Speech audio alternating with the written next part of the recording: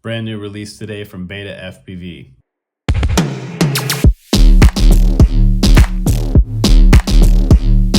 What's up guys, happy Friday. There's a brand new release today. It is from BetaFpv, and I have to say welcome to today's review. If you're just joining us from the live stream earlier, we had an FPV freestyle fighter. It's a brand new FPV competition that you can get involved with on the channel, and every Friday is a new round, and after 4 rounds we're gonna have the end of a season. So 1 season is 1 month, 4 rounds equals 1 season, and we have a winner at the end of round 4. So we're gonna go ahead through those weeks. We're gonna live stream your videos right here on the channel, so you'll get to see your FPV video if you submit it in our Discord channel. You look at the very bottom right here, just below community main, you'll see DC FPV Freestyle Fighter channel, and that's where you put your video. So join up on our Discord and do that. Today we're checking out this HD version. This one's $229 for this one. Bind and fly, you can get it ELRS, you can get it FR Sky built in, and you can also get it TBS Crossfire on here as well. This is a 1S Walk Snail Mini on here. This VTX works with my Walk Snail goggles that I have right here. The Avatar goggles just came in from Walk Snail, so I want to say thanks to BetaFpv and Walk Snail for making that happen. I also have an Avatar HD here as well to review for you guys. So we're gonna do this one on the channel coming up soon. This is the one that flies at night, and I'll give you my drone camp's opinion on that one. But today it's all about flying HD indoors, maybe a little outdoors if I can get out there before it gets dark and maybe it's still raining, but maybe we'll give it a spin in the rain, who knows.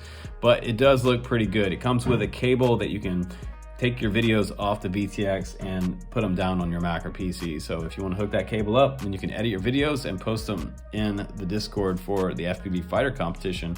Freestyle, cinema, or whatever is good in that competition. And you can use your own music or whatever music you want. I'm not going to monetize the video for the live stream, so we're going to have a lot of fun just watching your video. So that should be super fun. But let me tell you more about this quad, guys, and let's just get into this little HD micro ripper with a flight test. And after that, as always, traditionally, we'll come back and look at this guy on the bench and the different canopies that they have and the overall quality of this and the power system. And we'll also talk about the tune as always and the fun factor. Let's go ahead and get started with the flight test, indoors and hopefully outdoors. It's not raining too much. Yeah, here we go.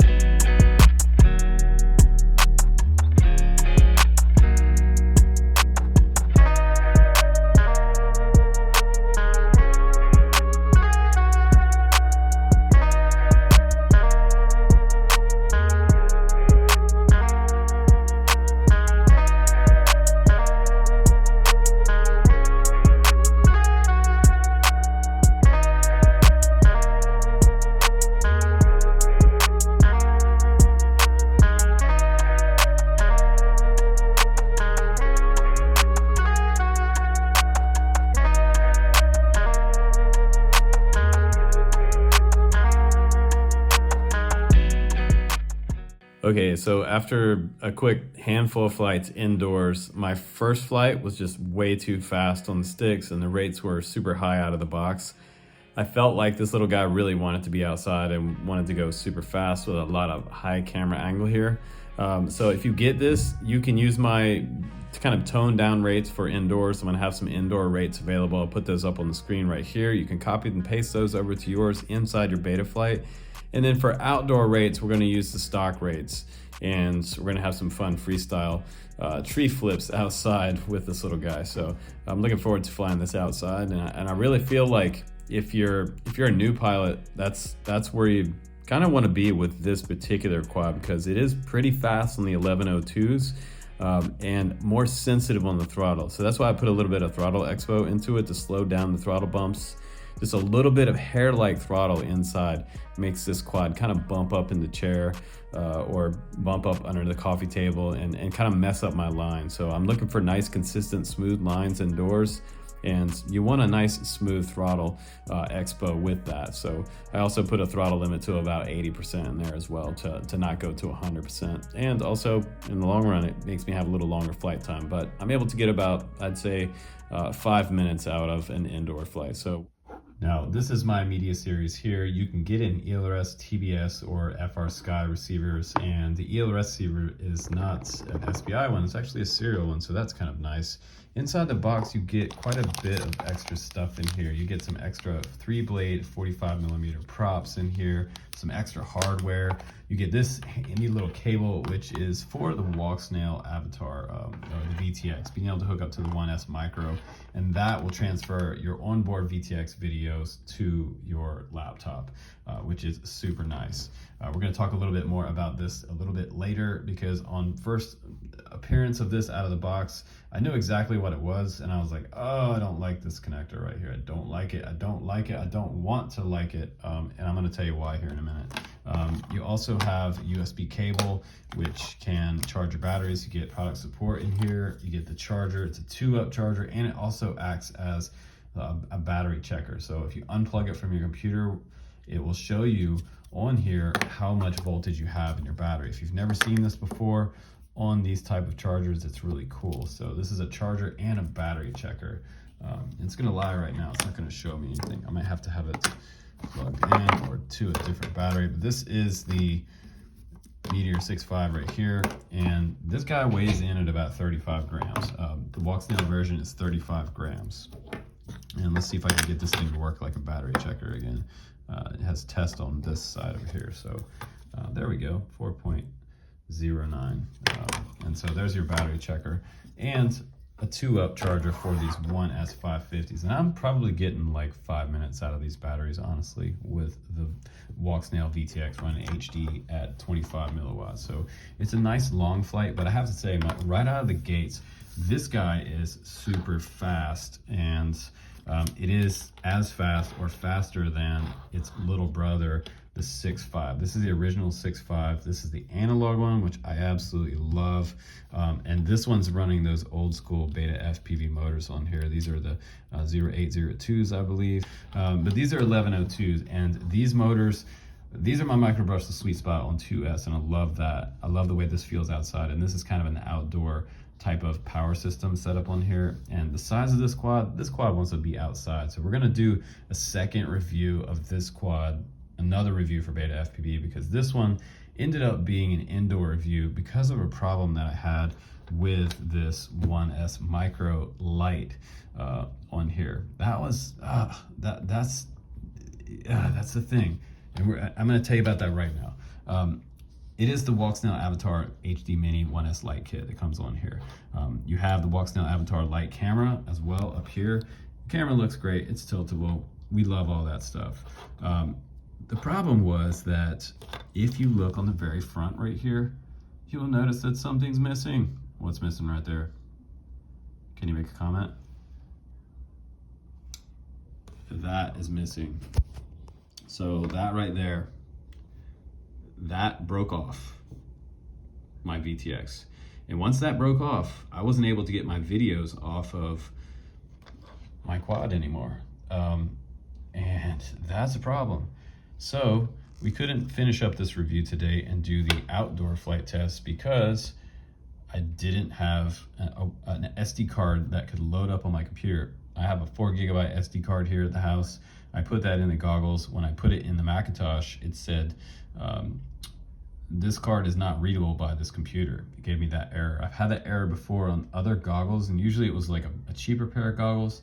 But this is a cheap little random micro SD card that came from a 3D printer. So I'm not surprised that it didn't work, but I have better SD cards, and we'll finish up that flight later. But that is a huge bummer right there that thing broke off, because upon first inspection, when I looked at this, I thought, this is not looking good for transferring videos for the long run. And it just so happens that mine decided to break just by pushing it a little bit too hard right off of the VTX. So you can see right there where it came off, and that would be a biatch to try to solder back on there. I'm not gonna be able to do that. So thankfully from Walksnail, I have this other VTX to test out, and I'll probably just go ahead and put that one on here if it will work. I don't even know if it'll work at this point. I might have to put it on another quad because it might not be spec'd out to this one. So yeah, that's a bummer. But that's something that my guys should be aware of. My community should know about this. And if you buy this system or you buy the other one, you have the same cable and the same plug, this harness on the side of this VTX. Be super careful with this. My problem with this also is that when I would plug it in, if I just move the quad a little bit, it would fall out. So that's why I kept going and plugging it back in, because it was falling out. And I had it in there snug, but this cable is really, if it was a thinner cable right here and not so stiff, I think it wouldn't fall out as much.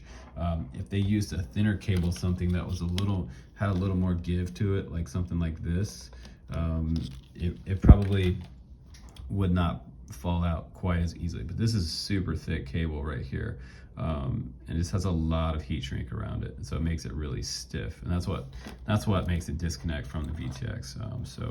I felt like the tune was good again, like it was a little fast for indoors. So I want to put my tune up on the screen for you guys now for an indoor tune, and I will also give it an outdoor tune.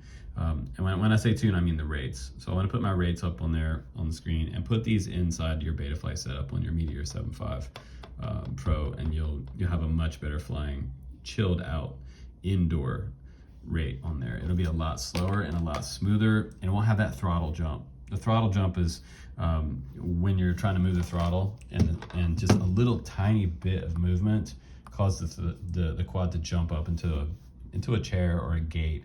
If you're racing, you want a lot of throttle response.